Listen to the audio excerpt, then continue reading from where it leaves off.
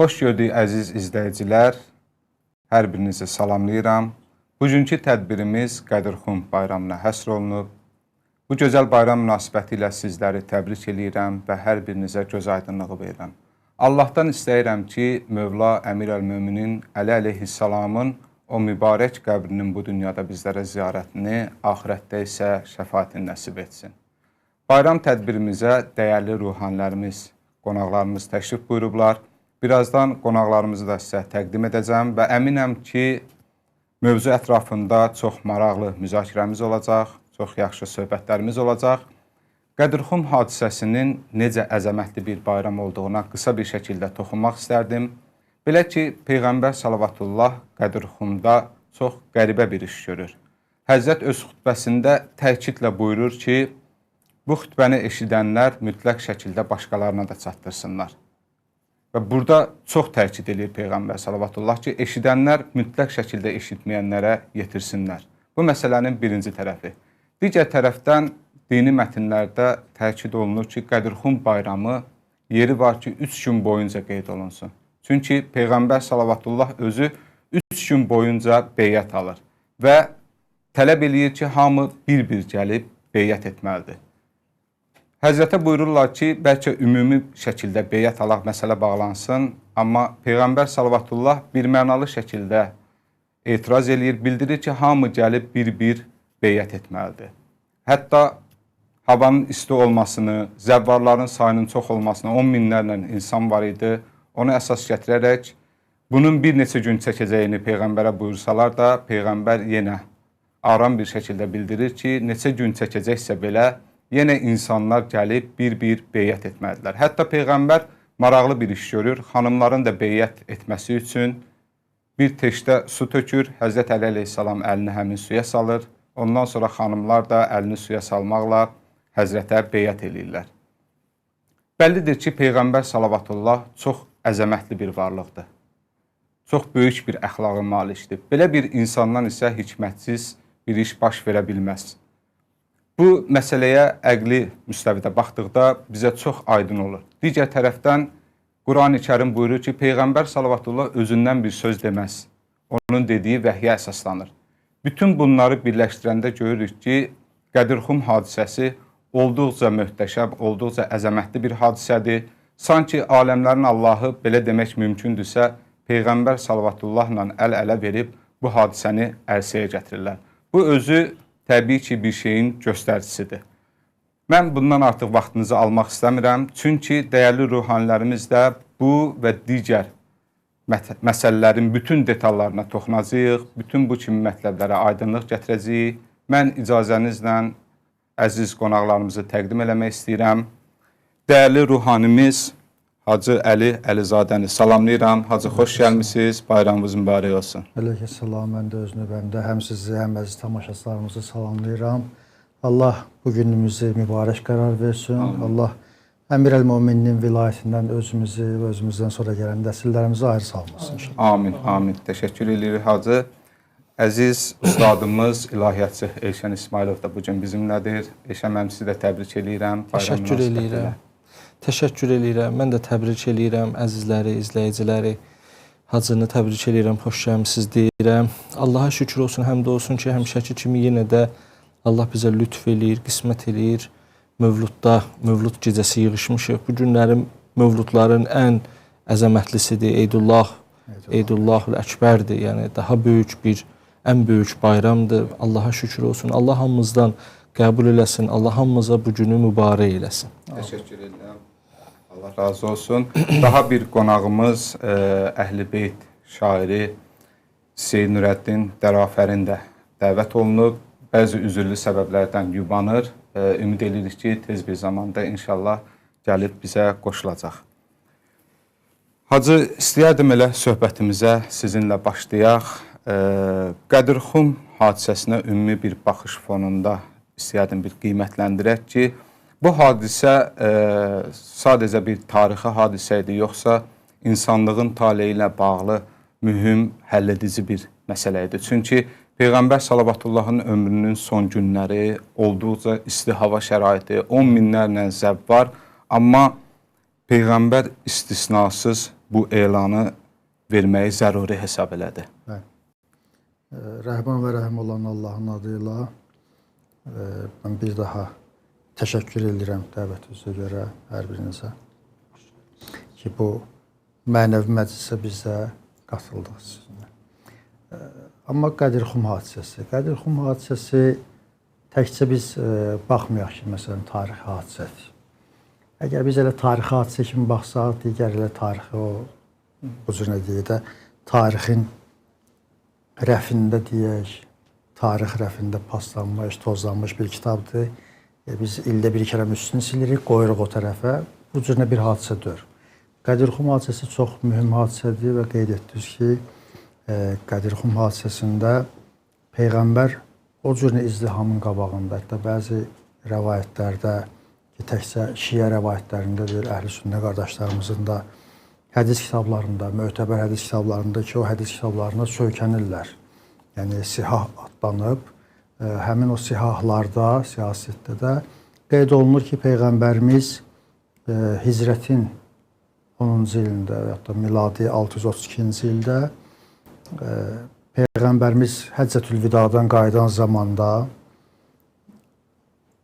insanları yol ayrıcında çağırır, 120 minə yaxın insan, ravi, bunlar hamısı yığışırlar bir yana. Hətta həmin o mənbələrdə göstərilir ki, isti o qədər şiddətli idi ki, bəzi insanlar əbalarının bir ucunu başlarına tutmuşlar, bir ucunu ayaqları yanmasın deyə qumun üstünə qoymuşdular ki, gözləsinlər hamını. Ta ki, Peyğəmbər mühüm bir hadisə baş verəcək. Bu, insanın bəzi vaxtlarda görsən ki, bəzi sözləri deməyə görə vicdan bunu qəbul eləsin. Peyğəmbər axı bu insanları yığmırdı, çünki Əli mənim dostumdur. 120 min insan, o cür günəşin altında, insanlar gedənlər təzədən qayıdırlar, insanlar günün altında gözləyirlər. Peyğəmbər heç bir məntiqə sığmır ki, desin ki, Əli mənim dostumdur, ay cəmaət bilin, bunu da insanlara çatdırın. Yəni, bu görsənir ki, İslamın bir dönüş nöqtəsidir bu hadisə. Bu hadisədə İslamın gələcək taleyi həll olunur. Və Peyğəmbər bu mühüm hadisəni istəyir ki, insanlara çatdırsın, insanlara bildirsin ki, ay insanlar, bax ona məndən sonra bir problemlə üzləşməyin, mən yoxam deyə parçalanmayın, mən yoxam deyə İslamı tərk eləməyin, məndən sonra bu İslamı sizə çatdıracaq bir şəxsiyyət var və o da Əlidir. Bu mühüm bir hadisə idi və Peyğəmbərimiz bu mühüm hadisəni bu cürünə çatdırmaq istəyirdi insanlara. İndi bəziləri deyirlər ki, nə bilim, Qədirxum əslən, bəzi insanlar var ki, kökündən bu məsələni vururlar. Kökündən gəlirlər, baltanı lap o ağacın dibindən vururlar da. Deyirlər ki, Qədirxum heç olmayıb. Qədirxum vaxtında nə bilim kim harda idi, nə idi, nə cür nə idi, Peyğəmbər kimi hara göndərmişdi. Amma öz mənbələrini istinadən göstərir ki, əzizlərimiz, əgər bu mənbələrə istinadınız varsa, yəni bunların səhihliyinə ki, sihah adlandırmışsınız, siyasətdə adlandırmışsınız, bunlara sizin etibarınız varsa, bu hədislər orada göstərilib, heç bir şeyə mənbəsində də yoxdur. Əlbəttə, əhl-i sünnə qardaşlarımız bunu demirlər çox. Yəni, biraz radikal cəryanlar var ki, İslama xas olmayan cəryanlardır və sonradan İslama gəlib çıxan cəryanlar. Bu cəryanlar deyirlər, bunlarla da hələ işimiz yoxdur. Bu bayram günündə inşallah bayram havasını pozmayaq, davam eləyək söhbətimizə. Bir məsələ də var ki, əgər ya yox desələr də, amma o qədər tutarlı dəlillər var ki, bəzən mahiyyətini dəyişirlər. Siz də bunu bilirsiniz kimi. Ya yox, amma yox demək hər adam cürət tapıb deyə bilməz. Çünki həddindən artıq sənət və Əllamə Əmini Qədir də deyir ki, əgər heç bir şiənin heç bir dəlili olmasa, bir dənə Qədirxumla şiəliyi isbat eləmək olar. Amma mahiyyətini dəyişirlər. Mahiyyətində də ki, Mövla sözünün 70 dənə mənası var, ya 20 neçə dənə mənası var. Biri də dostdur və dost olmalıdır. Sizin buyurduğunuz kimi də dost deməsi, Peyğəmbər yığıb, orada cəmaata Əli mənim dostumdur deməsi, yəni heç də ağla uyğun gəlmir və gülünc səslənir. Hətta bir hadisə də qoşurlar. Deyirlər ki, güya Həzrət Əli Yəməndə bir problemlə üzləşmişdi və cəmaat ondan narazı qalmışdı. Ona görə də gəldi, Qədirxum Cövfəy deyilən yerdə o problemi həll eləmək üçün cəmaatı saxladı. Gedənlər qayıdıb gəlsin, gələnləri gözləyək. Hətta bəziləri evlərinə girmişdilər, evlərinə çatmışdılar. Yaxın ara onlar qayıdıb gəlsinlər. Siz demiş peyğəmbər namazı qılanda tez-tez qılırdı ki, cəmaat əziyyət çəkməsin. Neçə tarixdə bir tarixdə keçir ki, 3 gün orada saxladı onları və beyət aldı və bəzi səhabələr gəlib dedilər ki, maşallah olsun sənin üçün ey Əli. Bəli, bəxin ya Əli. Bunlar hamısı göstərir ki, bu Həzrət Əlini dost kimi təqdim eləməsi deyildi. Doğrudan da çox mühüm bir hadisə baş verirdi tarixdə. Həddindən artıq mühüm bir hadisə baş verirdi. İslamın dönüş nöqtəsidir. Qədirxum, yəni bu cürünə götürək ki, adi bir bayram deyil ki, biz həmin bayramda gələydik ki, Elhamdülillahilləzi cəələnə minəl mütəməssikinə bil vilayət əl-yemən talib. Bu bir həmdli bir sənadır ki, müstəhəbdir bu bayram günündə bu zikr edilmək. Eyni zamanda çox savabı vardır və tapşırılıb da bunu yaşamaq lazımdır. Bunun içində olmaq lazımdır. İnsan bunun içində olmadı. Bir dənə də Hacının sözünə də qüvvət bunu deyim. Əllamə Əmini, mərhum Əllamə Əminin adını çəkdi. Hər Qədirxum bayramında mən çalışıram ki, mərhum Əllamə Əmini rəhmətullah əleyhi elə rəhmətlə yad eləyək. Çünki mühüm bir iş görüb. Əl-Qədir adında mühüm bir kitab yazıb ki, o kitab Azərbaycan dilinə tərcümə olunub. Düzdür, bəzi hissələridir. Amma tərcümə olunub, zəhmət çəkiblər, tərcümə ediblər əzizlərimiz. Əllamə Əmini çox əziyyət çəkib ki, Əmir Əl-Möminin Qədirxum hadisəsini insanlara isbat eləsin və dəlillər götürüb. Hətta mən bəzi alimlərdən eşitmişəm ki, dünyanı gəzib, bəli. Məsələn, Əllamə Əminindən danışırlar. Bir alimdən eşitmişdim ki, Əllamə Əmini gedib Hindistanda, eşidib ki, bir hədis Hindistanda filan kitabxanada, filan kəsin kitabxanasında vardı. Filan kitabxanada var. Gedib girib o kitabxanaya. Kitabxanada icazə istəyib ki, aparım bunu yazım üstündən köçürdüm filan. İndiki kimi biraz da asan dördü bu kserikopiya məsələləri. Deyiblər icazə vermir. Kitabxanadan çıxmağa icazə alıb, hətta pul ödəyib, gecəni kitabxanada yatıb ki, həmin o hədisi yazsın ki, o hədisi o kitaba salsın və Əmir Əl-Möminin vilayətini sübut eləsin. Əllamə Əmini kimi digər alimlərimizi, həmçinin əzizimizi də biz təşəkkür eləməliyik ki, Əmir Əl-Möminin vilayətini bizlərə tanıdırlar. Amin. Təşəkkür edirəm Hacı. Allah razı olsun. Minnətdaram. Eşəməm, istədim Quranda Maidə surəsindəki bir ayə var, onun barəsində elə danışaq. Quranda Maidə surəsində buyurulur ki, bu gün kafirlər dininizdən ümidlərini üzdülər. Bu ayə Qədirxum hadisəsi ilə əlaqələndirilir. Sual belədir ki, İmam Əli əleyhissalamın vilayəti elan olunması kafirlərin hansı planlarını puça çıxartdı? Çox yaxşı sualdır. Təkmil ayəsindən, 2000 ayəsindən əvvəl Allah Teala belə buyurur ki, Əl-yəvmə yəysəllədiyinə kəfəru min dinikum. Bugün kafirlər sizin dininizdən naümid oldular, məyus oldular. O haçan gəlir, ondan sonra deyir ki, Əl-yəvmə əkməltu ləkum dinakum. Deməli, Peyğəmbər sizin də dediyiniz kimi, Hacının da toxunduğu kimi, Peyğəmbər hər kəsə bu hadisəni tapşırdı. Əvvəl dedi ki, Allah ayə nazil eləyib. Buyurur ki, bir ayə var, mən oxumalıyım, ona görə hər kəs cəm olmalıdır. Çıxdı, ayəni oxudu, dedi ki, Allah Teala mənə buyurur ki, sənə deyiləni çatdır. Əgər çatdırmasan, elə bir peyğəmbərlik etməmisən. Elə bir onun risalətini tamamlamamısan. Cəmaat da soruşdu ki, nə hadisədir? Orada da dedi ki, mən kuntu mövla və hazə əliyyum mövla. Bu təqdimatdan sonra Maidə surəsinin 3-cü ayəsi nazil oldu ki, onun əvvəlində belə keçir. Ki, elə ki, Peyğəmbər, sən ki, yəni cəmaata bunu çatdırdın, kafirlər naümid oldular. Ondan sonra deyir ki, və bugün mən sizin dininizi kamil elədim, nemətlərimi tamamladım və din olaraq sizə İslamı bəyəndim. Doğrudan da maraqlı sualdır ki, nəyə görə onlar naümid oldular? Çünki Həzrət Muhammed əleyhissalam gəldi Hicazda, ümumiyyətlə Ərəbistanda böyük bir addım atdı. Müşriklərin, yəni ora tamamilə müşriklərdən ibarət idi. Orada hətta yəhudilər, xristianlar yaşayırdılar, amma müşriklərə heç bir təsirləri yox idi. Çünki həddindən artıq çox idilər, həm də təəssübkeş idilər və illərlə oturuşmuş bir etiqad idi. Onlar gəldilər elə bir Peyğəmbər sallallahu gəldi, orada elə bir iş gördü ki, bütün müşriklərin sistemi dağıldı.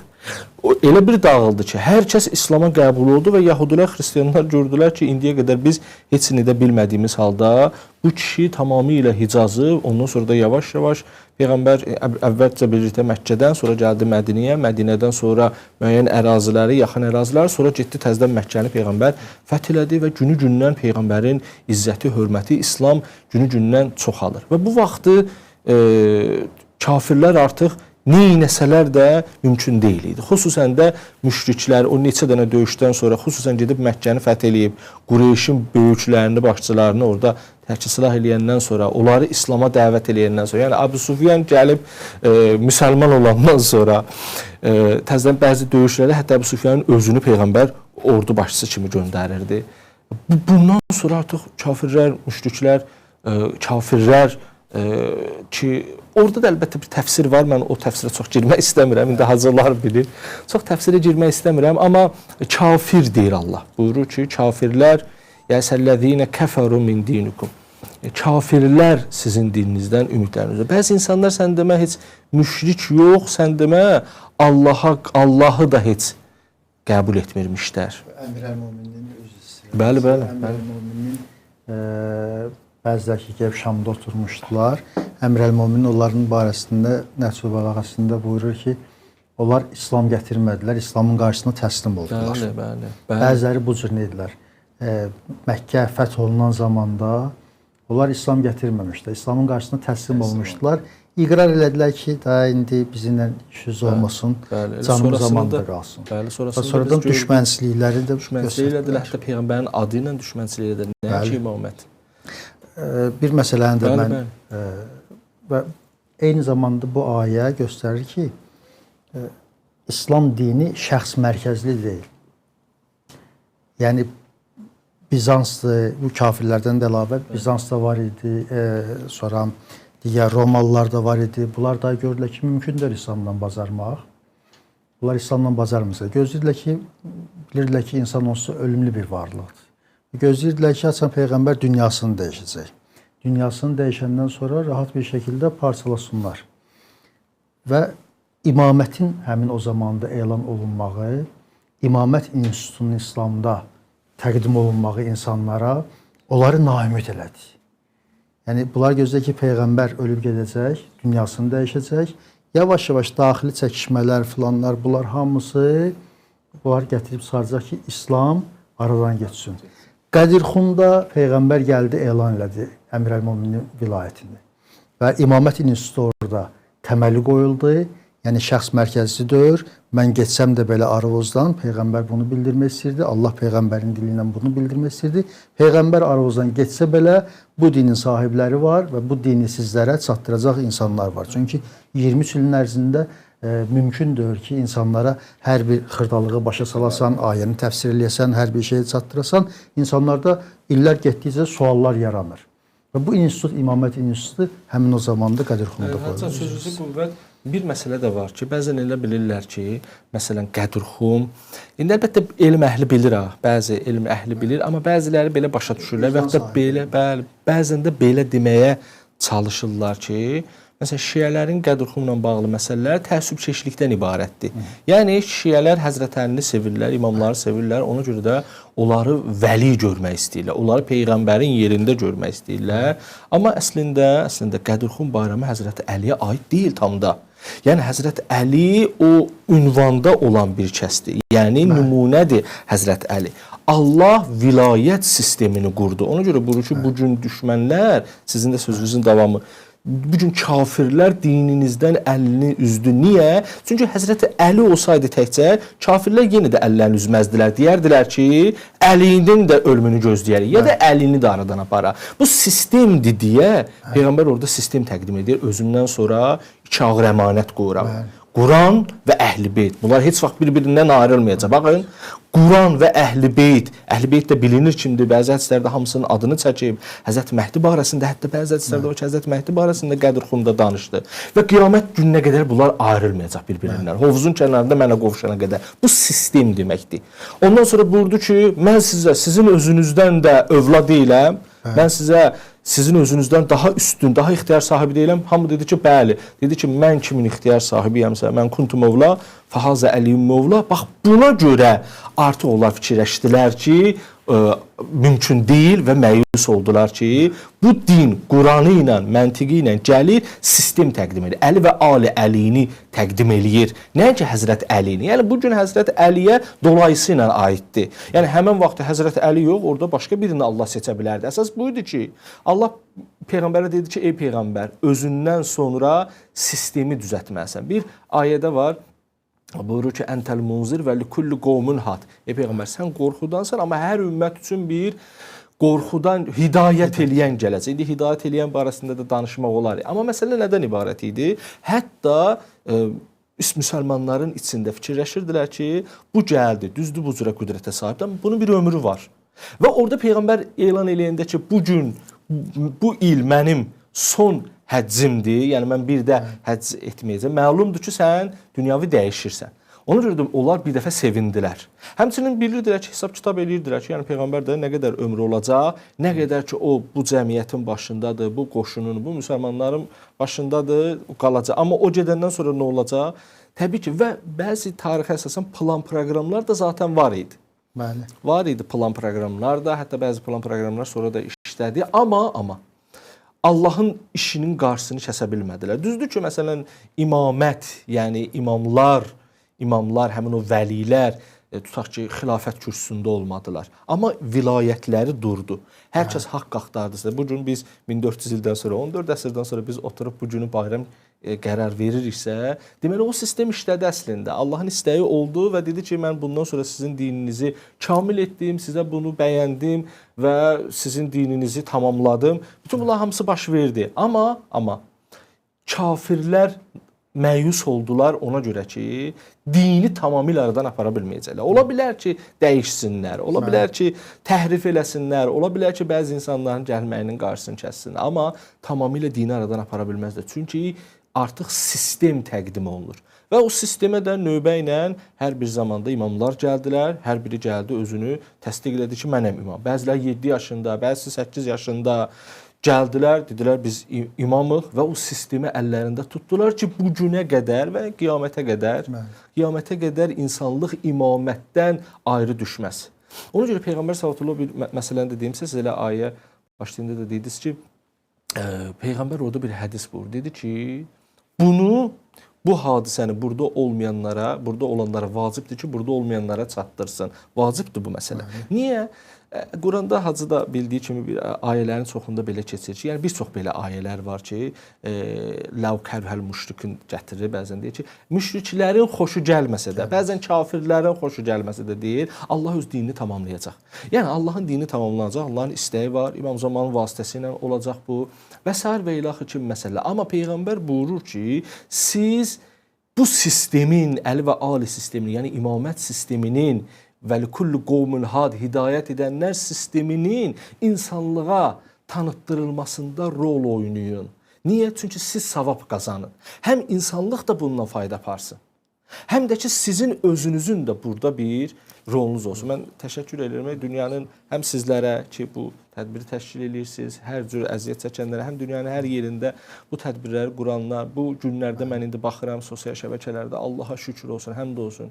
Həm Azərbaycanda, həm dünyanın hər yerində Qədirxuma çox böyük bir rəğbətlə bir yanaşma var. Bu onu göstərir ki, artıq Qədirxumun həqiqətindən insanlar agah olurlar, ayan olur insanlara ki, əslində Qədirxumda nə baş verir, Qədirxum insanlara nə verə bilər. Qədirxum şiənin təəssübkeş bir addımı deyil. Qədirxumda bir həqiqət baş verib. Siz əvvəldə də dediniz ki, Peyğəmbər əzəmətli varlıqdır və onun gördüyü hər işin böyük bir hikməti var. Bundan əlavə Allah Mütəala Quranda buyurur ki, ey Peyğəmbər, dediyimi eləməsən, elə bil niyə qədər o din gətirib o qədər əziyyət çəkimsən, 23 il, elə bil bunları etməmisən. Ona görə də sən bir iş, yəni mühüm bir işdir. Və bu get-gedə də artıq özünü göstərməkdədir. Nəsə sözünüz olsa, Hacı buyura bilərsiniz. Eyb yox, Hacı. Buyurun. Bəli. Mən də elə qoşuluram elə məsələlərə ki, Qədirxum məsələsi çox ancaq insanlara təqdim olmamalıdır ki, Əmir-əl-Möminin birinci olmalı idi. Nəyə görə Əmir-əl-Möminin birinci olmadı? Digərləri birinci oldu. İmamətin əslində missiyası, vəzifəsi budur ki, mən gəlim xilafət kürsüsündə oturum. İmam oturan yerdə də imamdır, ayaq üstə də imamdır. Hər cür vəziyyətdə imamdır. Hədislərimizdə də var. İstir oturan yerdə olsun, istir ayaq üstə olsun, həmin imam imamdır. İmamətin vəzifəsi insanları hidayət eləmək, İslamı dağılmağa, parçalanmağa qoymamaq. Yəni düzgün insanlar əgər başa düşsəydilər bu Qadirxum hadisəsini əvvəldən, bu institutu düzgün bir şəkildə dərk eləmiş olsaydılar, insanlar dağılmazdılar, insanlar parçalanmazdılar, insanlar şöbələnməzdilər və bugünkü bəzi problemlər ki, qarşıya gəlir, bu problemlərlə bizlər də üzbəüz olmazdıq. Təəssüflər olsun ki, bəzi vaxtlarda Allah insanların bəzilərini öz ixtiyarına qoyub ki, istəyirlər bu nemətə şükür eləsinlər, istəyirlər nemətə küfr eləsinlər. İnsanlar şükür eləyəcəklər, Allah neməti artıq edəcək. İnsanlar küfr eləyəcəklər, Allah neməti əllərindən alacaq. Nə cür nə ki, nemət insanların arasından seçir. Tamamdır, təşəkkür edirəm.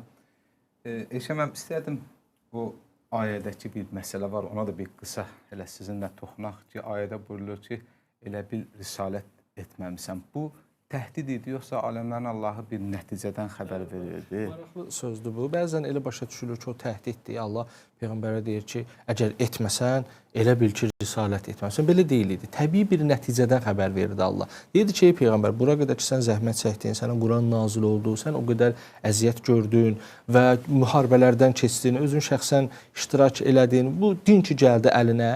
Əgər indi dediyimi etməsən, elə bil ki, risalət etməmisən. Yəni, risalətin tamam aradan çıxıb gedəcək. İslamdan, dindən xəbər olmayacaq. Çünki Əhl-i Beyt Quranı daha yaxşı deyə bilərdi. Ümumiyyətlə, yer üzündə həmişə Allahın höccəti olmalı idi ki, hər zamanda insanlara Allahın dinindən xəbər versin və s. bunun kimi məsələlər. Ona görə də indiyə qədər də biz deyirik ki, bizim 12-ci imamımız da var, yaşayır, birbaşa olmasa da dolayısı yolla insanların hidayətində birbaşa çalışır. Əgər belə olmasa, Peyğəmbərdən də hədislər var ki, yer öz tərkində olanlara atar. Əgər yer üzündə Allahın höccəti olmasa, yer öz tərkində olanlara ata bilər. Ona görə də orada heç bir təhdiddən söhbət gedə bilməz. Oradakı məsələ budur ki, yəni təbii olaraq əgər Allahın dinindən danışan olmasa, əgər Allahın dininin həqiqətindən xəbər verən olmasa, onda bu din aradan gedəcək. Sanki o qədər əziyyət heyf olur. Bəli, sənin 23 illik əziyyətin heyf olacaq. Təşəkkür edirəm. Eşəm mən minnətdaram. Buyurun, hadi. Bu bilirsiniz nəyə bənzəyir? Bir misal var, o misalı çəkmək istəyirdim. Sanki götürüb gəlirsən, məsələn, əziyyət çəkirsən, insanlar da əziyyət çəkir. Böyük bir zavod düzəldirsən, fabrik düzəldirsən, içinə alırsan, cihazlar qoyursan, filan elirsən. Hamısı bu kağızları, filanları, hamısı da o, necə deyim ki, onun ayarlarını versinlər, düzəltsinlər, tənzimləsinlər. Bunlar hamısı yerli-yerində var, amma bunu bir müddət salırsan işləməyə.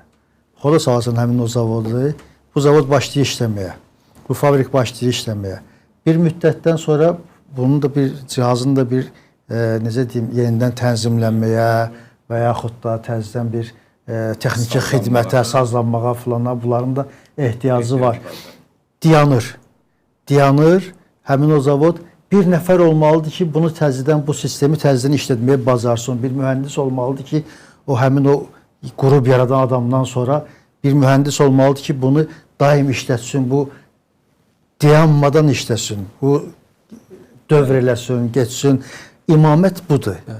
Və Peyğəmbərimizə də Allah ona görə buyurur ki, ya Resulallah, bax ha, bu 23 il sən bunları elədin, kitab da var, qoymusan qabaqlarına. Amma o kitabı bir izah edən bir mühəndis lazımdır. Bu sistemi xoda salan təzədən, bu sistem dayanmaq istədiyi zamanda bunu hərəkətə gətirəcək bir insan lazımdır, bir mühəndis lazımdır ki, o da ibarətdir bizim imamımızdan, həmin o imamət məsələsindən ki, hər bir zamanda Əmir-əl-Möminin sonra İmam Həsən var, İmam Hüseyin var, digərləri var. Bunlar kulluhum nurun vahid, bunlar hamısı eyni nurdular, bir nurdular. Hamısı heç fərqi yoxdur aralarında bunların. Əmir-əl-Möminin öz zamanında əgər bir cürünə eləmişdirsə, İmam Hüseyin bir cürünə eləyir, İmam Zeynalabdin bir cürünə eləyir. Yəni birdən İmam Zeynalabdin əleyhissalam Əmir-əl-Möminin zamanında olsaydı və Əmir-əl-Möminin İmam Zeynalabdin əleyhissalamın zamanında olsaydı, eyni işi də görəcəklər. Və odur ki, bu sistem bu cür işləyir və Allah da ona görə peyğəmbərinə buyurur ki, ya Resulallah, elə bilginən ki, deməsən bunu bəyan eləməsən bu məsələni bir yerə qədərdir. Bir yerdən sonra buna bir yağ lazım olacaq, suyu lazım olacaq, bunun bir mühərriki işə salmaq üçün bir şey lazım olacaq. Bunu elan eləməlisən və Allah bunu peyğəmbərə elan etdirir ki, yarımsıq qalmasın. Ki, Hacının sözünə qüvvət nə baş verir? Məsələn, biz görürük ki, Əhl-i Beytin dinə baxışı ilə bizim etiqadımız, Şiənin etiqadı imamlara söykənir. Fiqhi söykənir, İmam Sadiq əleyhissalama etiqadı söykənir. Məsələn, Həzrət Əlinin Nəhcül Bələğəsinə Allah barəsində sözləri. Allah barəsində o sözlər yoxdur ki, Allah məsələn həftənin filan günü yerə enir, Allah belədir, Allah belədir. Və yaxud da dinin bəzi məsələlərində, hətta Əbu Hənifənin özü ilə Həzrəti Sadiq əleyhissalamın söhbətləri var. Həzrət ona müəyyən sözləri deyir ki, sənin metodunda qiyas yatır, sən müqayisə yolu ilə eləyirsən, halbuki bu batil yoldur. Sən şəriəti belə cəmaata təqdim eləyirsən. İlk dəfə qiyas eləyən şeytanın özüdür, iblisdir, belə etmək olmaz. Ona görə də biz bunu sonralardan da görürük. Görürük ki, həmən o imamların hamısının təqdim elədiyi din həmin o Qədirxum gününün dinidir. Yəni Qədirxumdan sonra, yəni peyğəmbərdən sonra Həzrət Əli bilərdi. O gün tələbələrə belə söz deyirəm. Deyirəm ki, məsələn tutaq ki, biz İmam Sadiqin fikrindən öyrənirik də, İmam Sadiq əleyhissalamın fikrinə əsasən. İmam Sadiq əleyhissalam bunu kimdən öyrənib? Məsələn, götür atası İmam Baqirdən. İmam Baqir kimdən öyrənib? O da atası İmam Səccaddan. İmam Səccad kimdən öyrənib? O da atası İmam Hüseyndən. İmam Hüseyn kimdən öyrənib? Həzrət Əlidən. Həzrət Əli kimdən öyrənib? Peyğəmbərdən. Bax, biz bu silsilənin kimdən öyrəndiyini bilirik. Yəni, biz bilirik ki, İmam Sadiq əleyhissalamdan əgər öyrəndimsə, sənət mənim əlimə yaxşı gəlib çatırsa, deməli, mənim dinim gedir Həzrət Əliyə çatır, Həzrət Əlidən Peyğəmbərə çatır, Peyğəmbərdən həqiqi dinə çatır. Ona görə buyururdu ki, gərək bunlardan yapışasınız. Quran və Əhl-i Beytdən ayrı düşmək olmaz. Əgər ayrı düşsəz, onda məsələlər başqa istiqamətdə gedəcək. Hələ bu məsələnin təşrihi tərəfi, yəni şəriət və din tərəfi. Bir dənə də məsələnin hidayət tərəfi var. Əntəl munzir və likulli qovmun had. Eyni zamanda hələ onlar bir də hidayət edicidirlər, təşrihdən əlavə. Ki, bunun özünün də sözləri var təbii ki. Biz fikri məsələlərdə istəyir olsun, istəyir digər məsələlərdə olsun, əqidəvi məsələlərdə olsun. Olar ki, gəlib həmin o xəttə söykənmirlər, istəyir fikri məsələlərdə, istəyir etiqadi məsələlərdə özlərini çıxılmaz bir dalanlara salıblar. Sanki bir qaranlıq dalana giriblər. İndi fırlanır o dalanda ki, necə çıxaq? Qabağa gedə bilmirik, dala qayıtmaq da bir problemdir ki, bu cürünə qurub quraşdırdığımız bəzi şeylər var ki, bunlar da aradan geçir, dünya var, burada filan var, məsələlər var. Əlbəttə, mən bunu deyim, biz əhl-i sünnə qardaşlarımızla qardaşıq və nə badə bizim bəzi sözlərimiz burada onların qəlblərində toxunsun. Onlar bizim əzizlərimizlər, nə cürünə ki, bizim elə alimlərimiz də buyururlar, onlar elə bizim özümüzdürlər.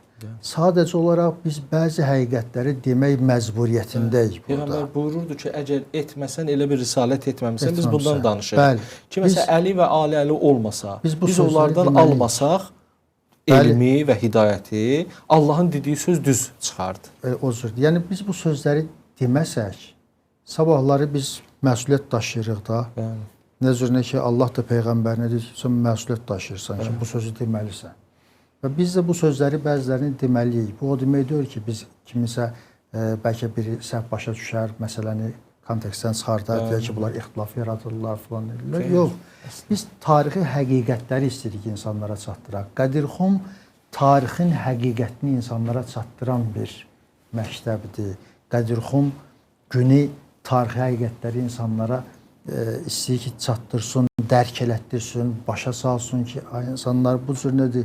Əlbəttə ki, hərə də öz yolunda azaddır, heç kimə görə də cavab verməyəcək qiyamətin günündə. Və biz elə bu cür də yaşayırıq, qardaş kimi də yaşayırıq. Nə cür ki, İslam Peyğəmbəri bizdən istəyib, nə cür ki, Əmir əl-Müminin yaşayıb öz zamanında, nə cür ki, digər məsum imamlarımız öz zamanında yaşayıblar. O cür də biz bunlarla elə bir yerdə də yaşayırıq, bir qardaş da bilirik. Qəmlərinə şərikik, sevinclərində də yenə də elə biz də sevinirik. Bu cür məsələlərdə diqqətli olsunlar. Məsələni qırağa o yana bu yana çəkmək istəyənlər çəkməsinlər. Qədirxum tarixin hadisəsidir, tarixin özüdür. Tarix, İslam tarixinin bəyalar dediyimiz kimi bu fundamental məsələlərindən biridir ki, bunu yaddan çıxartmaq olmaz. Biz sadəcə burada xatırlatmayırıq. Təşəkkür edirəm Hacı. Elə sanki Qədirxum hadisəsi insanı oyadacaq ən təsirli hadisələrdən biridir ki, yəqin ki, Peyğəmbər salavatullah da bunu təkidlə buyururdu ki, hamıya çatdırın. Çünki sanki bir oyanma potensialı var burada. Yəni bu qədər hadisələri insan analiz eləyəndə böyük ehtimal ki, insan düşünür və həqiqətlərə çata bilər. Ona görə də Peyğəmbər salavatullah mən belə düşünürəm ki, təkidlə vurğulayırdı ki, bu bütün insanlar eşitsinlər. Bəli. Eşidənlər, eşitməyənlərə, yəni eşitməyənlər ki, biz Peyğəmbərin mübarək dilindən eşitməmişik, bizə də aiddir eşitməyənlər. İndiki zamana da aiddir. Yəni hamı bir vasitəni, hərə bir vasitəni, əlhəmdülillah bu günləri bizə bu vasitə nəsib olur ki, biz bu vasitəni çatdıraq ki, Peyğəmbərimiz zamanında Qədirxum barəsində bu cür nə deyib. Hərə bir vasitəsində, məsələn, yazar qardaşlarımız var ki, onlar yazırlar, şair qardaşlarımız var, öz şeirlərindən deyirlər. Hərə bir cürünə bu hadisəni çatdırır. Təşəkkür edirəm, Allah razı olsun. Bayaq elə siz də vurğuladınız ki, Peyğəmbər sallallahu burada bir sistem təqdim elədi. Elə istəyərdim danışaq ki, bu sistemin qayəsi hakimiyyət və idarəçilik idi, yoxsa insanın Allaha doğru hərəkətində, mənəvi təkamülündə də bir ciddi rolu var idi. İstədim bu barədə danışaq. İmaməti istəyirlər ki, bu cür təqdim eləsinlər ki, imamət yəni elə xilafət.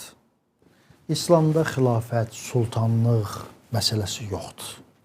Bizim başa düşdüyümüz kimi. Əlbəttə, imamın vəzifələrindən biridir. Vəzifələrindən biridir idarəçilik. Bu cür siyasi idarəçilik, hökmdarlıq vəzifələrindən biridir. Amma birdən olmasa da, necə ki zamanında olmadı, imam imamlığından çıxmaz. Ən ümdə vəzifəsi budur ki, insanları hidayət eləsin. Dini sökülüb dağılmağa qoymasın.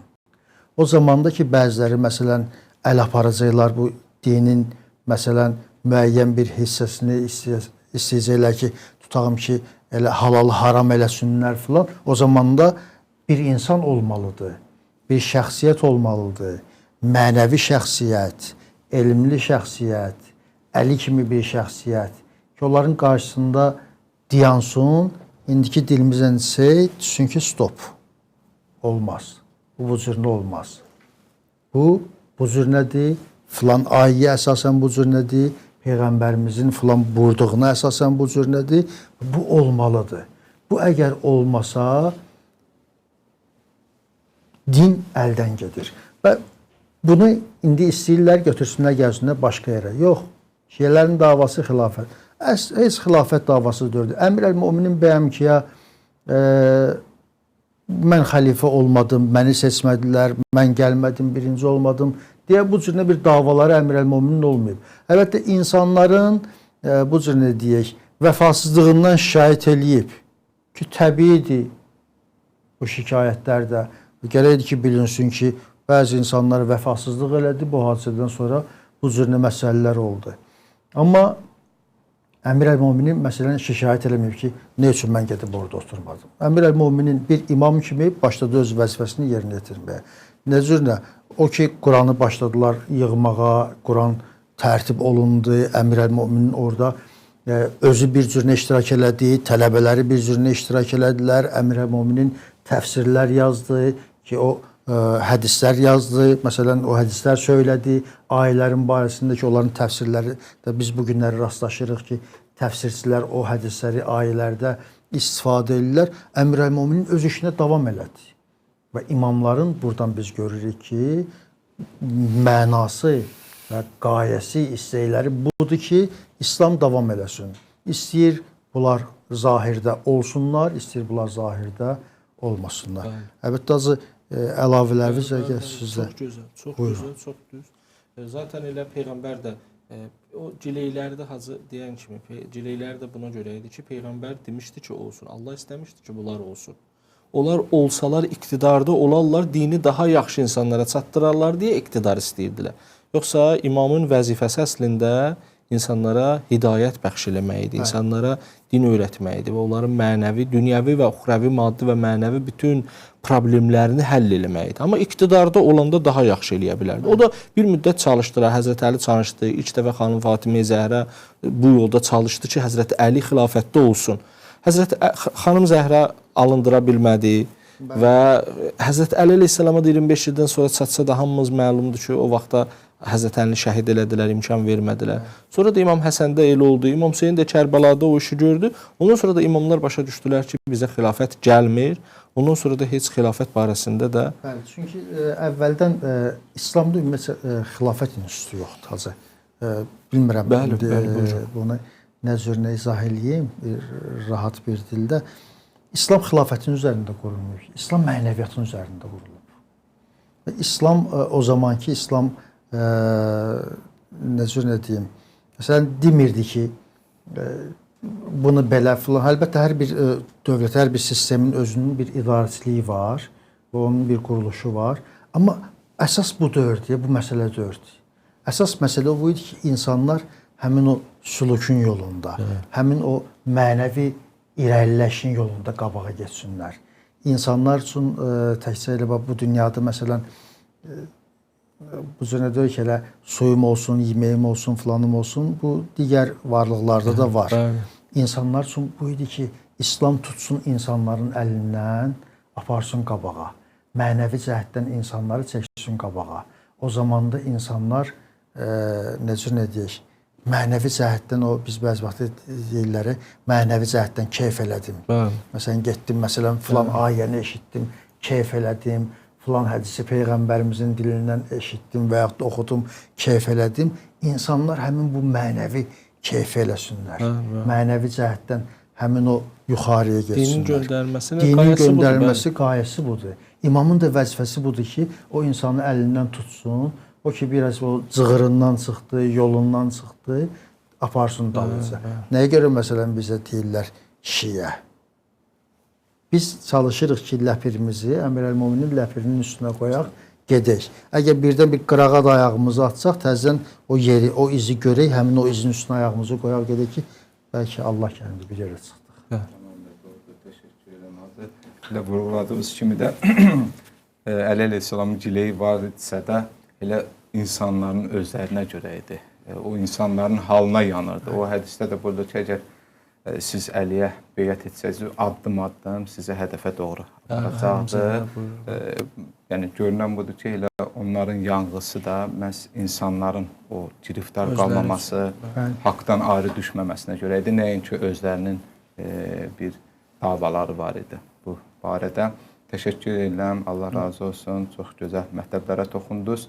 Eşəməm istəyərdim ki, Qədirxumu müasir zamanımızda da bir uzlaşdıq. Ümumiyyətlə, Qədirxum hadisəsinin bugünkü günümüzdə nə kimi əlaqəsi var? Ondan sonra müasir insanın böhranı ilə Qədirxum mesajı arasında hər hansısa bir, belə deyək, mənəvi, psixoloji, həyati bir bağlıq, bir əlaqə varmı? Bu barədə istəyərdim danışaq. Ümumiyyətlə, şiələrə aid deyilən böhtanlardan biri budur və qoy burasına deyim ki, insafsızcasına deyilən sözlərdən biri budur. Şiələr keçmiş dilişib qalıblar. Məsələn, biri budur ki, Səqifə hadisələrindən əl çəkmirlər. Məsələn, xanım Zəhranın günlərini əl çəkmirlər, ağlayırlar. Məsələn, Kərbəladan əl çəkmirlər, ağlayırlar. Bu dindən xəbərsizlikdir, bu tarixdən xəbərsizlikdir, bu insandan xəbərsizlikdir, bu Allahın hədəfindən xəbərsizlikdir. Niyə? Çünki Həzrət Əli əleyhissalam, Həzrəti xanım Fatimə Zəhra, Peyğəmbər, Quran və s. bütün bunların hamısı insan üçün nazil olub. Əgər onlar bir addım atırlarsa, bunlar insani bir addımlardır. Nəinki həmin məsələ. İstəyir Kərbəla hadisəsi, istəyir Səqifədə olan məsələlərə münasibət, istəyir xanım Fatimə Zəhranın o əyyamı ki, orada hansı hadisələr baş verdi. Və bunun hamısı əslində həmən gün üçün deyil. Əgər həmən gün üçün olsa, şiə heç vaxt bunun belə deyək, nə təəssübünü çəkməz, nə bunları qeyd eləməz. Ümumiyyətlə bu günlər təkcə qeyd olunması anım günləri deyil. İstəyir Əyyam-ı Fatimiyyə, istəyir Kərbəla günləri, istəyir Qədir günü, anım günləri deyil bunlar. Bunlar insanlığın bundan fayda aparması üçün nazil olmuş, belə deyək, Allahın istədiyi bir işlərdir ki, bunları insanlar mütləq görməlidirlər. Ona görə də sizin buyurduğunuz kimi Qədirxumun, həm Qədirxumun, həm Kərbəlanın, həm Əyyam Fatimiyyənin və digərlərinin mütləq hər bir zaman, hər bir əsr, hər bir günlə təbii ki, onların həm sinxiyyəti var, həm də onlara bir töhfəsi, faydası var. Qədirxum da bu günlərdən biridir. Necə əlaqəsi var? Mən birazca izah verim ümumiyyətlə.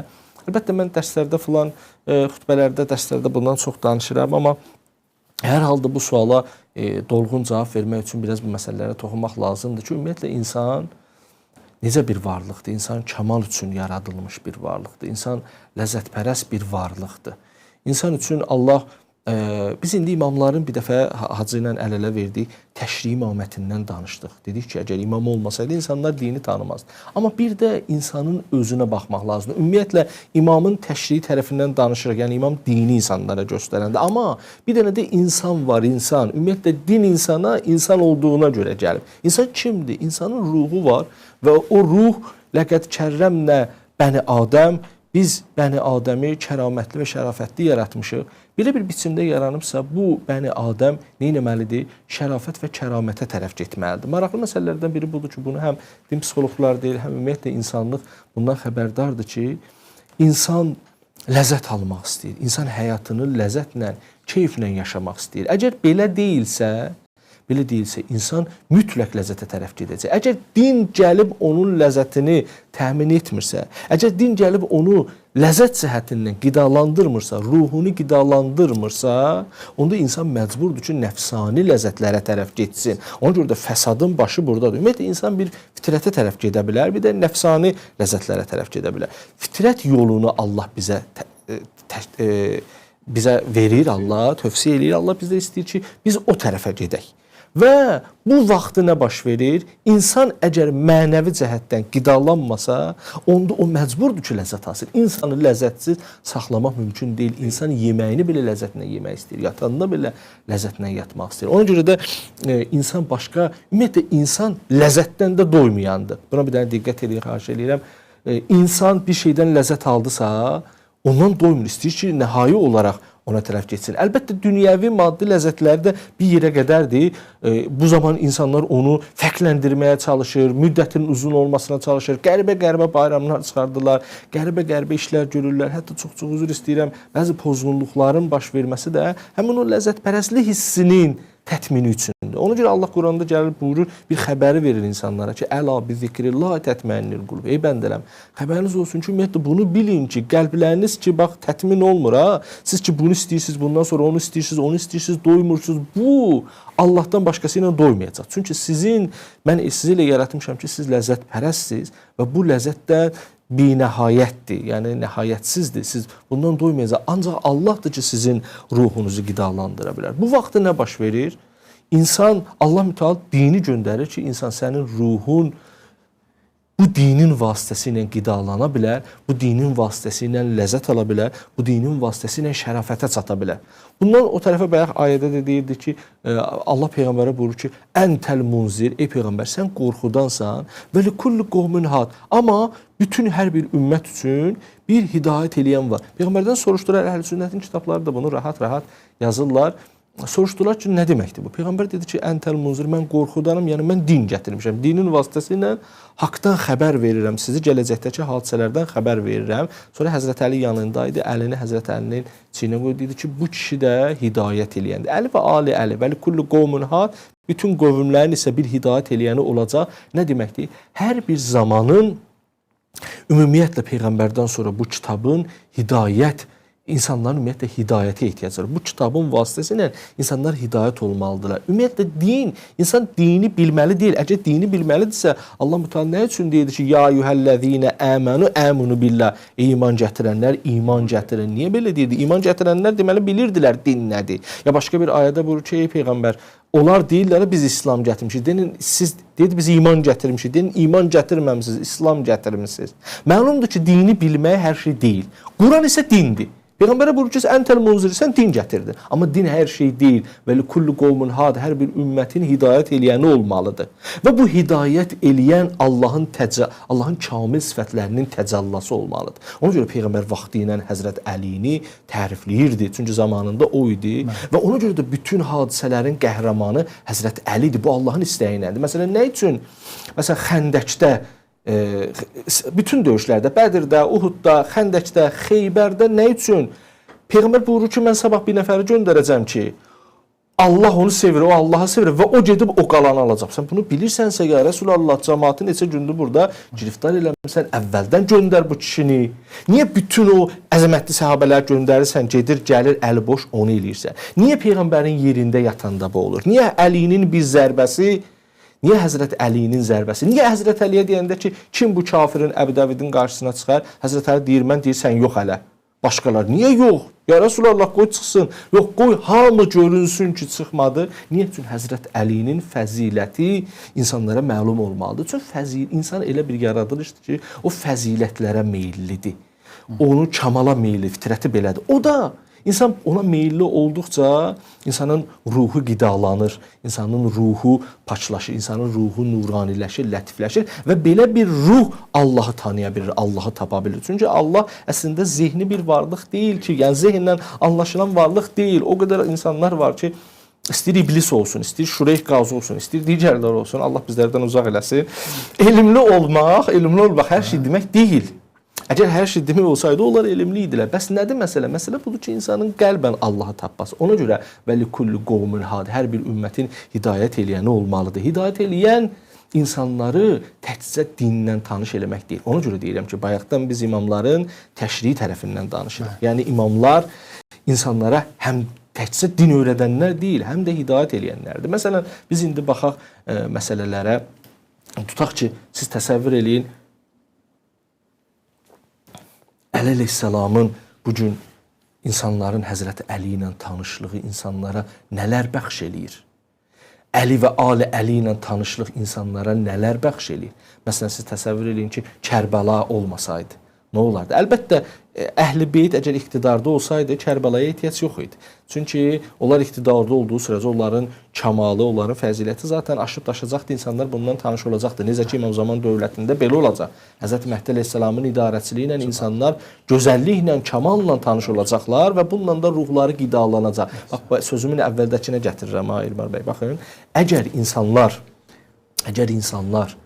mənəvi cəhətdən qidalanmasalar, nəfsani cəhətdən ləzzət almağa məcburdurlar. Heç vaxt insanı saxlamaq olmaz. Ona görə insan fəsada tərəf gedir. Əslində nəfsani istəyə tərəf gedir, amma nəfsani istəkdə bir yerə qədərdir. Ondan sonra o doymur deyə, qarnı olmur deyə, bəli, o davam eləyir.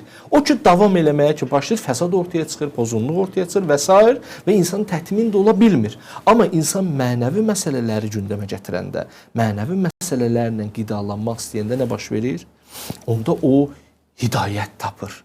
Hidayət tapdıqca ruhu təkamülə çatır, ruhu nuraniləşir və Allahı tapır. Və Allahla artıq bu eşq məsələləri başlayır. Məsələn, bu gündən siz baxın, bu günə qədər insanlıq Məhərrəm ayında necə eşq yaşayır. Məhərrəm ayı ağlamaq ayıdır sanki, amma insanlar onu eşqlə gözləyirlər, ləzzətlə gözləyirlər.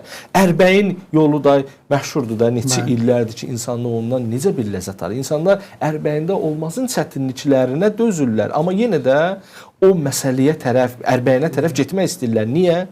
Çünki orada bir eşq var. İnsanın ruhu nə ilə qidalanır? Həm onu eşqlə qidalanır. Ona görə də həmən hadisənin, Qədirxum hadisəsinin bu gün yox ha, qiyamətə qədər olan hər bir zamanla sinxiyyəti var və ehtiyac vardır. Buyurun, Hacı, xoş gəldiniz. Selamünaleyküm. Bayramınız mübarək olsun. Allah sizə versin. Ona görə də hər bir cümləmi tamamlayayım, Hacı. Ona görə də hər bir zamanla Qədirxum hadisəsinin hər bir zamandan uyğunluğu var və hər bir zamanda Qədirxum hadisəsinə ehtiyac vardır. Niyə? Çünki Əli və Ali Əli, yəni hidayət eləyənlər sistemini Allah təqdim eləyir. Peyğəmbər munzirdir, amma hidayət eləyənlərə ehtiyac var. Ona görə də Əlinin eşqi, ona görə də İmam Hüseynin eşqidir insanların şiənin ürəyini o diri saxlayan, farslar deyir zində saxlayan. Bir cümlə bunu da deyim. Siz Allah diqqət eləyin. Əgər məsələn bax indi biz özümüz hamımız şiəyik də, diqqət elə izləyicilər də yəqin Əhl-i-Beyt sevərlərdir. Diqqət elə siz Allah həyatımızdan Həzrəti Əlini çıxaraq görə həyatın nə mənası qalır? Namazın nə mənası qalır? Həyatımızdan İmam Hüseyni çıxaraq Kərbəla Məhərrəm gəlsin biz əzadarlıq eləməyək. Görün bunu biz dözə bilərik. Ruhu saxlaya bilərsən, ağlayar. Məsələn, mən Allah haqqı görürəm, ərbəyinə gedə bilmir deyə ağlayır. Ərbəyinə getmək ki, din deyil. Amma bir eşq var orada. Gedə bilməyəndə ağlayır, gedə bilməyəndə narahatdır. Bu yaxınlarda Ərəfiyə gedirdi dostlar. Bir cavan uşaq idi, onda alınmırdı getməyə. İnanın ki, mənə yazırdı ki, qurban olunmuşsa hacı, nə olar mənə dua edin. Getməsəm elə bilirəm ürəyim partlayacaq. Mən onun axırda dedim ki, axı getməsən heç olmaz da, narahat o dedi. Amma mən İmam Hüseyni istəyirəm axı, Ərəfə günü istəyirəm orada olum. Bax, bunu bizə verir. Bilirsiniz, bir də var dini vermək. Onu da verirlər heç. Amma bir də Qədirxum günü Əli və Ali Əlini Allah ümmətə təqdim elədi. Əli və Ali Əlinin eşqi olmasa, bu dəfə axı insan təkcə bilgi məsələsi deyil, insan həyatını eşqlə, ləzzətlə, keyflə getmək istəyir. Onun eşqi, ləzzəti, keyfi olmasa, o dinin, o dindarlığın insana nə xeyri var? Bundan əlavə insan heç ruhu təkamülə çatmaz, çünki o eşqin sayəsində təkamülə çatır. Bundan əlavə həyatın nə mənası var? İnsan həyatdan ləzzət almaz, insan həyatdan dad almaz. Necə ki, dediyim kimi, biz bunları həyatımızdan çıxartsaq, bizim həyatımızın nə mənası ola bilər? Ona görə də sizin sualınızın cavabı budur ki, qoy hacı cavab versin, mən bir dəfə də axırda bir şey deyərəm. Yox, onu axırda bir cümlə deyərəm. İndiki insanlar, müasir insanlar, o şəxsiyyət böhranına ki, toxundunuz. Müasir insanlarda bu şəxsiyyət böhranı var, problem var. Və Allah Taala bu böhranı aradan qaldırmaq üçün əlbəttə olar ki, qulaq asırlar, iman əhlidirlər. O iman əhlinə bu şəxsiyyət böhranını aradan qaldırır və bir nümunə qoydu. Çünki indiki insanlar hər şey var da dünyada, daha nə yoxdur məsələn. Ki o zamanda yox idi. Bu günləri bir çox şeylər var ki, rahatçılıqla əlimiz çatır, rahatçılıqla istədiyimiz yerdən istədiyimiz informasiyanı ala bilirik, istədiyimiz nə bilim cür yeməklər filan. Yəni bu maddi həyata bağlı olan bir şeylər, hər bir şey var. Amma insanlar görürsən ki, özlərinə bir nümunə tapa bilmirlər. Bu nümunə tapa bilmirlər. Fikirləşirlər ki, peyğəmbər yoxdur, peyğəmbərdən sonra da daha heç nə elə o filan naqisliyi var, bunun filan naqisliyi var, o kitabda yazılıb, bu belə elədi, bu elə elədi, səhih kitablardır, filanlardır. Qalırlar, düşürlər böhrana. Allah Taala'nın bir lütfi imamətdir ki, qəbul edənlər ki, bilirlər bu imamətin həmin o mənəvi həzzi nədir. Bir lütfi də var ki, bütün insanların halına şamildir. Nə cür nə kim bu imamət məsələsini qəbul eləmir. Amma ümumi insanlara bir ümid məsələsi kimi Allah Taala elə bu məktəbdən qoyub, bu imamət məktəbindən, bu imamət institutundan qoyub məhdəviçilik məsələsi, məhdəviyyət məsələsini qoyub. İndi imaməti qəbul eləmirsən, məhdəviyyət məsələsi ilə bir ümid tapırlar bəziləri. Amma məhdəviyyət məsələsində kökü elə bağlıdır Qədirxuma. Qədirxuma bağlı olduğuna görə bu məhdəviyyət məsələsi ilə bəziləri bir ümid tapırlar. Bu məhdəviyyət məsələsinə, bu gözləmək məsələsinə, intisar məsələsinə, ümid məsələsinə digər dinlərdə də var. Bunlar da hərəsi bir sürünə yanaşırlar. Amma kökü Qədirxumdadır. Və o hadisələr ki, hacı tarixi hadisələr ki, sadaladı, istər Səqifədə olsun, istər Kərbəlada olsun, istər digər yerlərdə olsun, bunların da kökü bağlıdır. O qapı məsələsi, Həzrət Zəhranın qapı məsələsi, bunların da kökü bağlıdır Qədirxuma. Əgər insanlar Peyğəmbərimizin o dəvətini o cürünə qəbul eləsəydilər, o cürünə eşitsəydilər və bunlara iman gətirsəydilər, həmin o Peyğəmbərimizin buyurduqlarına iman gətirmiş olsaydılar, inandırım ki, nə Səqifə məsələsi olsaydı, nə qapı məsələsi olsaydı, nə Kərbəla məsələsi olsaydı, heç bir məsələlər də olmasaydı. Hərəsi bir normal yolla gəlsəydi. Biz nəyə görə Kərbəlanı istəyirik bildirək? Çünki istəyirik Kərbəlanı bildirək ki, Kərbəlanın kökü gedib bağlıdır Qədirxuma. Peyğəmbərin sözündən Qədirxumda çıxdılar ki, Kərbəla hadisəsi baş verdi. Peyğəmbərin sözündən gəldilər, Qədirxumda çıxdılar ki, Qədirxum hadisəsindən sonra çıxdılar ki, gəldi Peyğəmbərin ciyərinin parası. Peyğəmbər barəsində nə qədər hədislər buyurub, Həzrəti Zəhra salamullahi aleyha anamızın bu hadisəsi başına gəldi, verdi. Yəni bunlar Qədirxumun itaətsizliyidir, amma Allah Taala Qədirxumu bir insanlara ümid yeri qoyub ki, insanlar o həmin o şəxsiyyət böhranını yaşamasınlar. Onu ilə ümidləşsinlər, getsinlər qabağa. Üzr hesab etsin. Estağfurullah, çox xoş, çox gözəl, çox yaxşı. Siz əlavə eləmək istəyirsiniz? İstəyirəm ki, Seyid gəlmişkən Seyidə. Bəli, elə istəyirəm mən də tədbirimizin bu yerində gözəl şairimizə, Seyidə söz verək inşallah. Gözəl şeirlərlə məclisimizə rəng qatsın. Buyurun Seyid. İlk öncə mən həm sizləri, Açıqdır. həm bizi izləyən tamaşaçılarımızı bu gözəl, vacib, mühüm bayram münasibətindən təbrik arz edirəm. Çox sağ olun Seyid. Sağ ol. Mən təqribən bir 20 il bundan qabaq mən bu bayrama bir ad qoymuşam. Şahid də bəlkə də oxumamışdım, eşitməmişəm, bəlkə də öz rastıma da çıxmıyor. Ben buna demişəm vilayetin viladət günü. Bəli. Mesela bugün vilayetin viladət günüdür. O diyordu ki yok idi, vardı. Peygamber benim uşaqlıdan peygamberdi de. 40 yaşında resmen məbus oldu. Aleyhisselam da vilayetteydi elə. İslamı kabul edəndən vilayetteydi. Ama resmen o vilayet açan Qədirxumda təsdiq olundu ve onun viladəti oldu vilayetin. Mutlaka Allah bizleri Amin Seyid. bu bayramda qəlblərimizi Aleyhisselamdan xoşnud eləsin inşallah. Amin. Və Hacı gözəl nöqtələri toxundu ki birdən mən bir şeirim var Hacı. Ondan bir 4 xət deyim sonra inşallah hədiyyə edərəm. O da Aleyhisselamdan da orada şeir uzundur. Yəni Aleyhisselam insanın gözündə, həyatında, dinində, dünyasına və ilə. Orada bir yeri var. Deyir ki xalq etməz idi Tanrı bu dünyanı əleysiz. Xalq etməz idi Tanrı bu dünyanı əleysiz. Tapmazdı bəşər dərdinə dərmanı əleysiz. Bilməzdi peyğəmbər kimi loğmanı əleysiz. Bir saniyəlik zənn elə dünyanı əleysiz. Cavab nə olar? Bir saniyəlik zənn elə dünyanı əleysiz. Dünya nədir? Aləmləri virana görərsən. Bu gördüyün aqilləri divana görərsən. Yəni əleysiz dünya budur. Yaxşı, qısası. O ağadan da ki, nə qədər söz aparsan, yeri var, aparacaqsan da.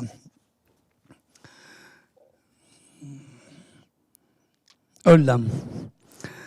Zibəs əliyini bu dünyaya vermərəm. Görürsən, bugün bəzi atası, dədəsi, nənəsi, babası şiyyədirlər. İndi bu neyini bilib saqqalını uzat, balaq olar. Mən adlarını bilmirəm, işim yox təriqətlər.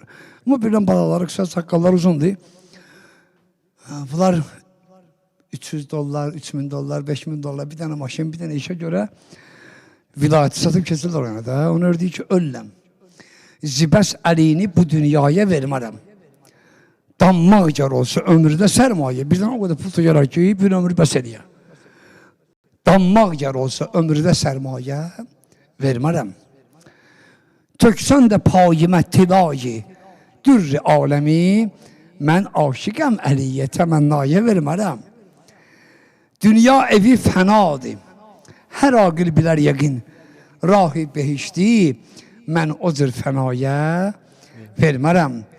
Gəlsən mənim gözümdə mürtəzaya sal nəzər, gör bir nə nuridir, günəşi də aya vermərəm.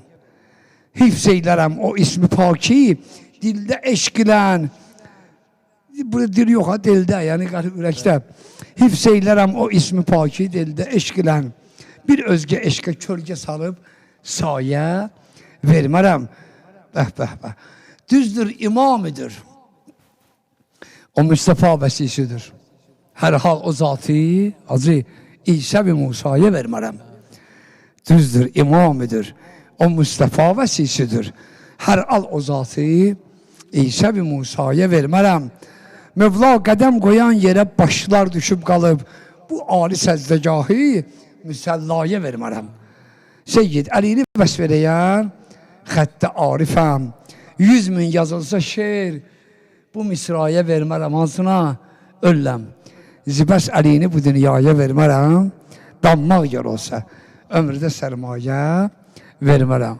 Əhsən Seyid. Allah sizi var eləsin. Allah Allah sizi sizi var eləsin. Həzrət Əli ilə məşhur eləsin. Qədrxuma toxunaq inşallah. Bəli. İcazənizlə. Darıxmışıq sizin şeirləriniz üçün.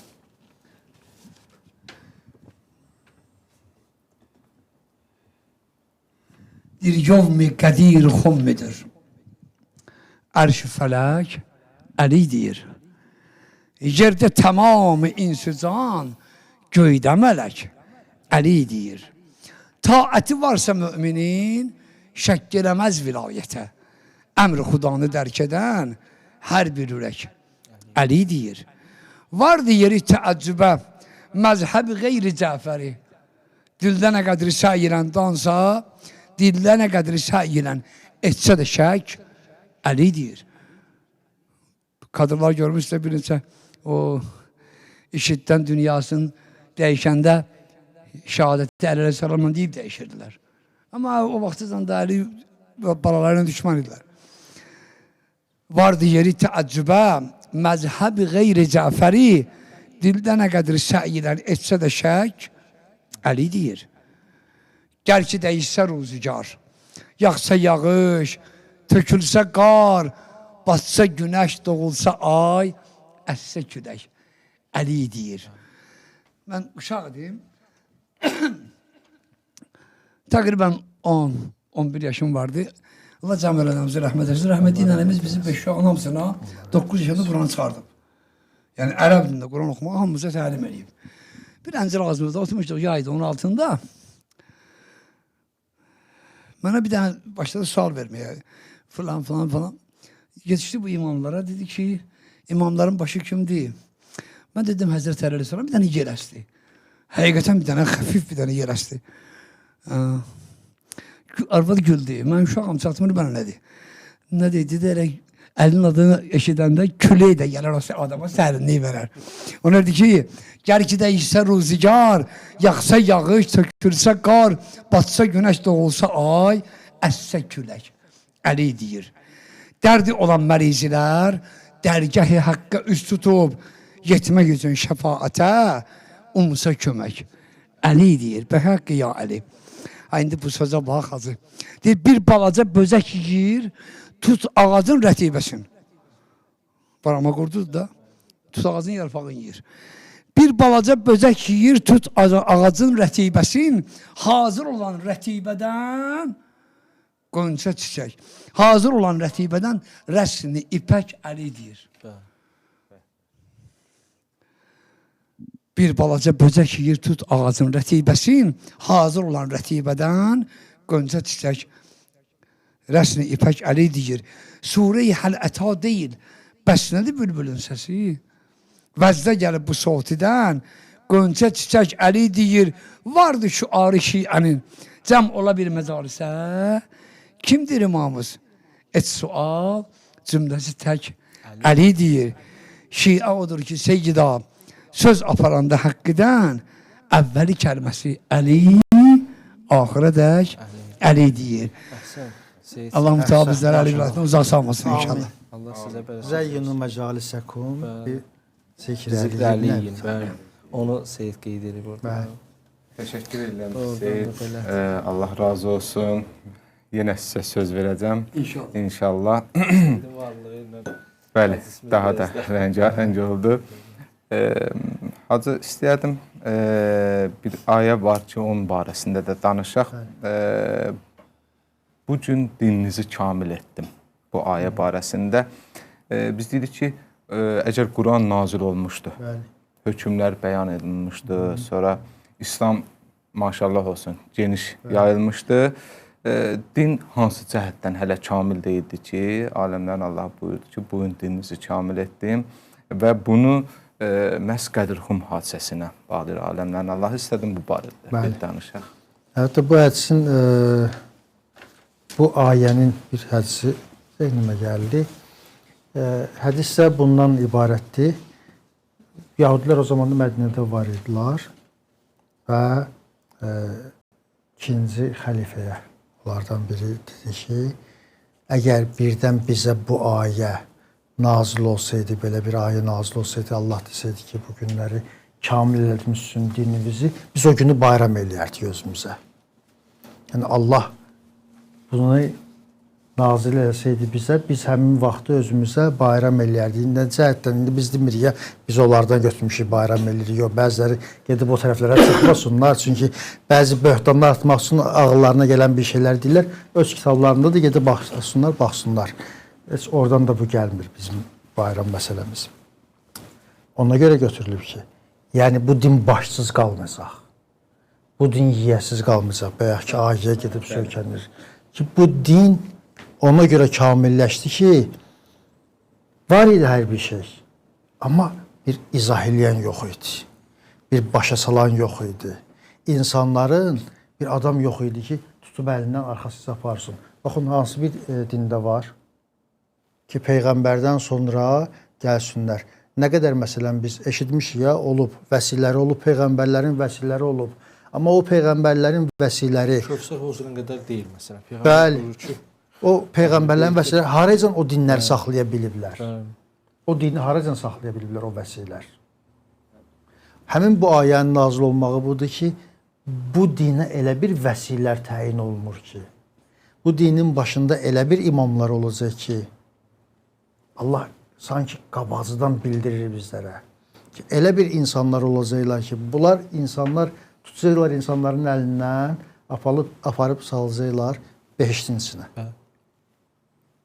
Biraz belə şey deyək də, bayramdır. Biraz belə arxayın danışaq, rahat danışaq. Çox rahat olaq ki, bu cür nədir?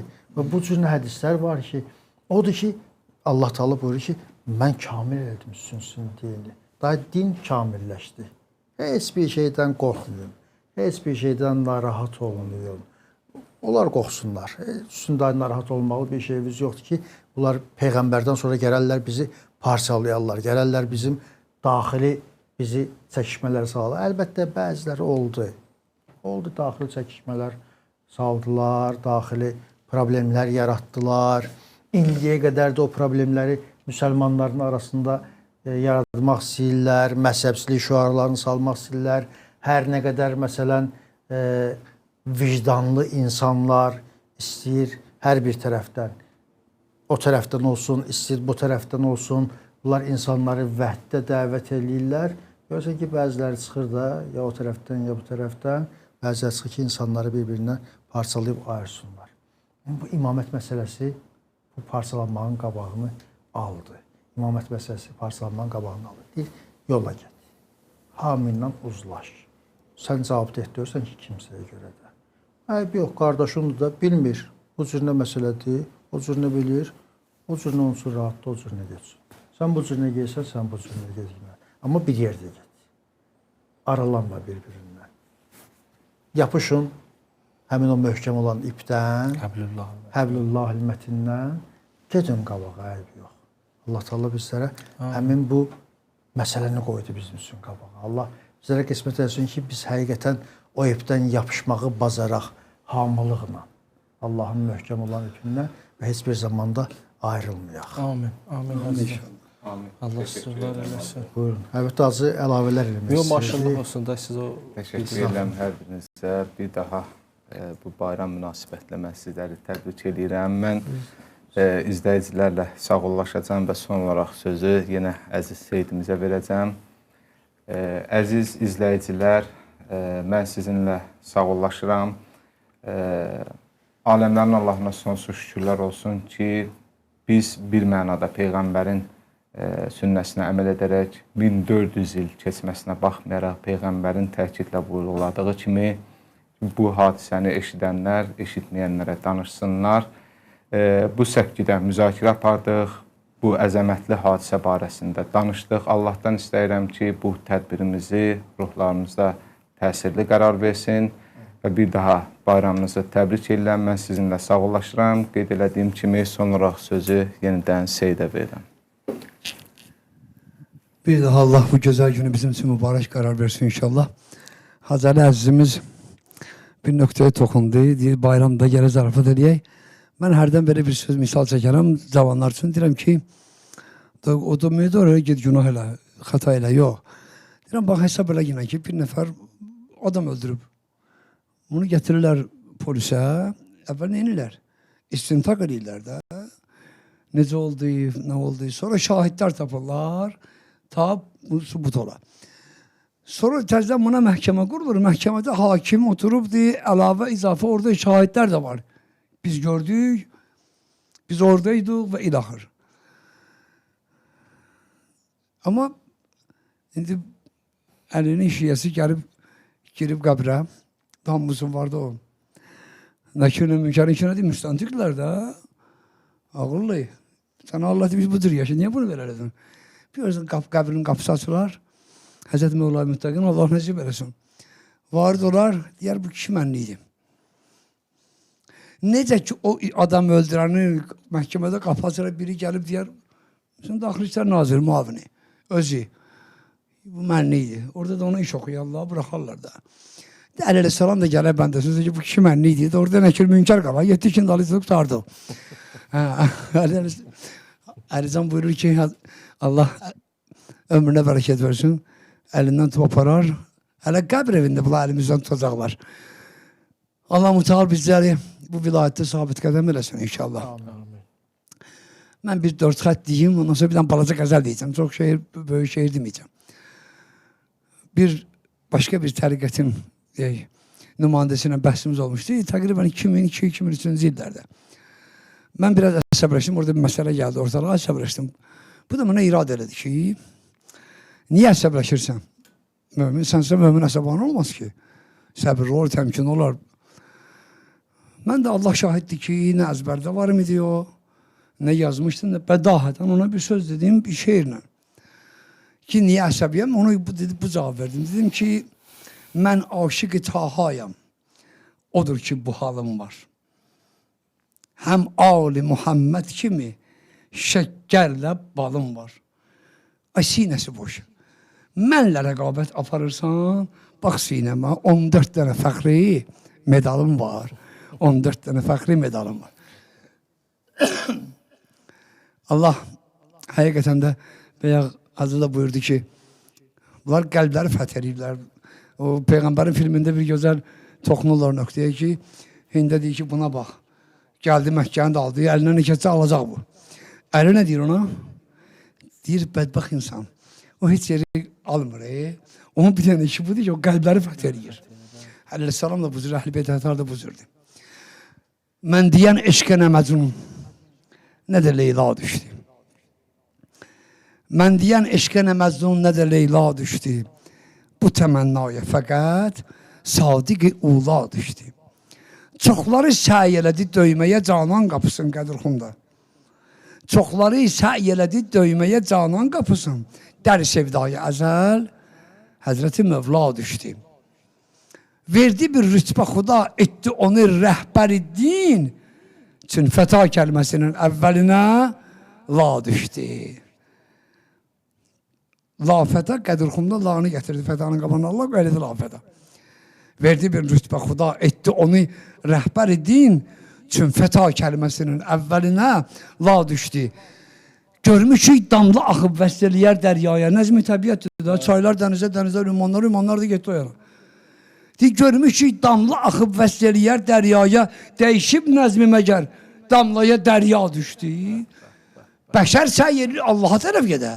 Allah Əliyə tərəf gəlir. Bu əcib bir şeydir da bu. Görmüşük damla axıb vəsl eləyər dəryaya. Dəyişib nəzmi məgər damlaya dərya düşdü. Eşki səhrasını tək qoymadı seyr etsin Əli. Rəhnuma qismətinə Əhməd-i Vala düşdü. Aləmi zərridə Hacıcan bir püşk yatırıbdır adına. Mənə deyir də ki, Hacı olub bu, atıblar bu püşkü. Dedim olmasa da püşk yəqin ki Allah mutala sual edib ki, bax Zəhraya zövc, Əliyə zövcə. Deyin görməli kimisə mələklər deyək ki, Əliyə zövcə, Həzrət Zəhraya zövc Əli. İndi burada deyir ki, aləmi zərridə bir püşk yatırıbdır adına, ona kim zövcə ola? Həzrəti Zəhra düşdü. Seyyidə, məd elə Mövlanı ki, üqubada sənə deyərlər keç. Payva, cənnət-i əla düşdü, cənnət-i əla düşdü. Allah müteal inşallah bu bayram bir daha bizə mübarək qərar versin və sizlərə təşəkkür ərz edirəm. Bu zəhməti çəkənlər hər bir fərdə dərin təşəkkürümü bildirirəm Təşəkkür edirik. ki, bizim cəddimizin dəyərini bu qədər dəyərləndirib və bu gözəl təşkilatı təşkil eləmişsiniz. Hamı bir daha təbrik edirəm, bayramımız mübarək olsun. Sağ olun.